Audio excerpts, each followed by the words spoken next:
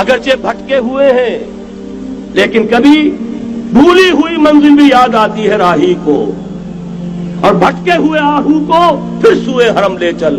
اس کی ضرورت ہے مسلمان کو پھر اس کا مقصد یاد دلایا جائے۔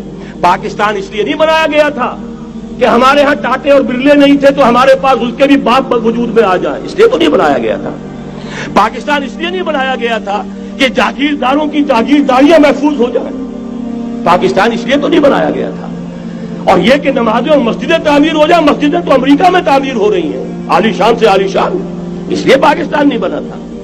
آج بھی مسلمان، میں معذرت سے عرض کر رہا ہوں مولانا سے، آج بھی بھارتی مسلمان کی ایوریج نمازی ہونے کے اعتبار سے پاکستانی مسلمان سے کہیں بہتر ہے۔ آج بھی برقع نظر آ جائے گا تو ہندوستان میں نظر آ جائے گا۔ میں نے اپنی آنکھوں سے دیکھا چند سال پہلے جب مکہ مسجد حیدرآباد دکن میں 3 دن مسلسل میری تقریریں ہوئی ہیں، 10,000 مرد اور 5,000 خواتین، اور ان میں سے کوئی بغیر برقعے کے نہیں تھی۔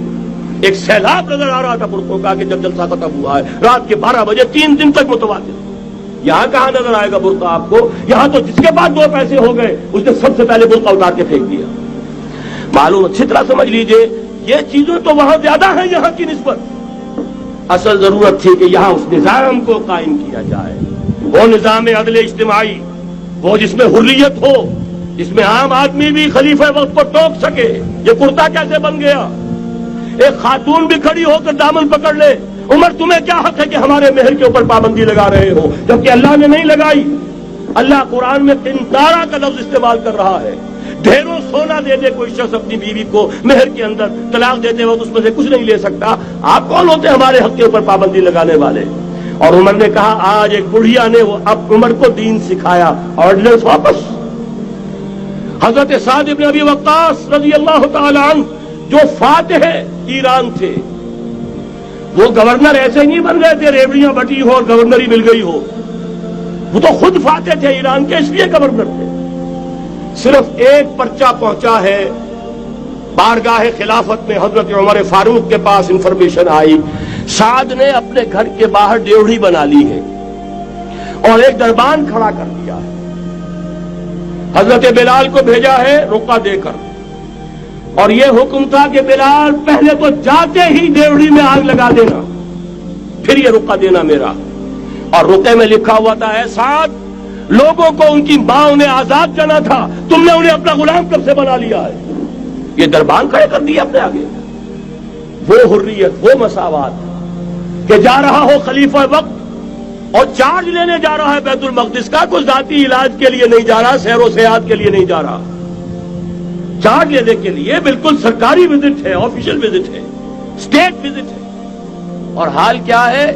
700 میل کا فاصلہ طے کرنا اور ایک اونٹنی، کوئی انٹوریج نہیں، کوئی خدم و حشم نہیں، کوئی جمبو جٹ بھرے ہوئے نہیں، کچھ نہیں، ایک اونٹنی ایک خادم۔ اس ایک اونٹنی پر چونکہ راستے کا راشن بھی ہے لہذا 2 آدمی نہیں بیٹھ سکتے، ایک بیٹھ سکتا ہے۔ ایک منزل خلیفہ وقت بیٹھا ہوا ہے اوپر اور خادم نکیل پکڑ کر چل رہا ہے، اگلی منزل خادم اوپر بیٹھا ہے اور خلیفہ وقت عمر بن الخطاب رضی اللہ تعالی عنہ اور وہ آگے آگے نکیل پکڑ کر چل رہے ہیں۔ یہ نظام چاہیے آج نوع انسانی کو۔ اس کے انتظار میں، اس کی تلاش میں نوع انسانی نے کتنے تجربے کر لیے، کیسی چھلانگیں لگائیں، ملوکیت ختم کی، آسمان سے گرا کھجور میں اٹکا، جمہوریت آئی نام نہاد، لیکن وہ سرمایہ دارانہ نظام بن کر آگے سے بڑھ کر لعنت بن گئی۔ پہلے جاگیردار مسلط تھا، اب سرمایہ دار اور کارخانے دار مسلط ہو گیا۔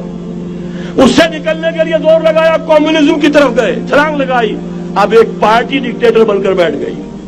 انسان رست از یک بنتا افتاد در بندے دیگر، ایک چیز سے غلامی سے نجات پاتا ہے دوسری میں پھنس جاتا ہے۔ اور کیوں؟ کہ وہ نظام عدل اجتماعی جو محمد عربی کو دے کر بھیجا گیا تھا، اس کے کسٹوڈین سوئے ہوئے، اس کے کسٹوڈین کو اندازہ ہی نہیں۔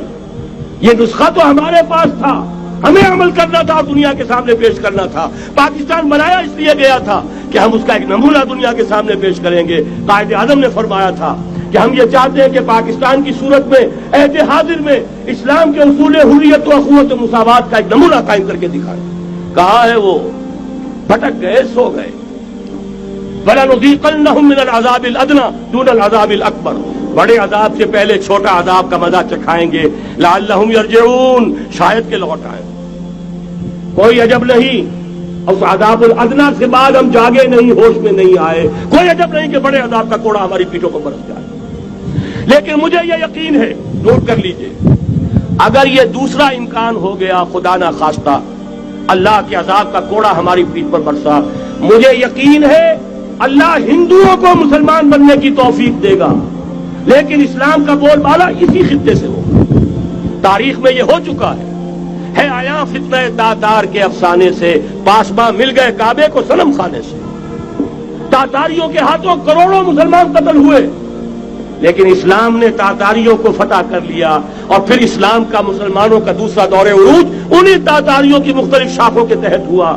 وہ تاتاری ہی تو تھے، وہ سارے ہورس، ٹرکش ہورس، ترکان تیموری، ترکان سبوی، ترکان سلجوقی، ترکان عثمانی، وہی تو سٹاک تو وہی ہے آیا فتنہ تاتار کے افسانے سے، پاسباں مل گئے کعبے کو صنم خانے سے.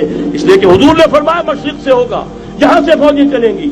تو کوئی عجب نہیں. بہرحال یہ دو امکانات ہیں، لیکن اس کا فیصلہ تیرے ہاتھوں میں ہے، دل یا بدن.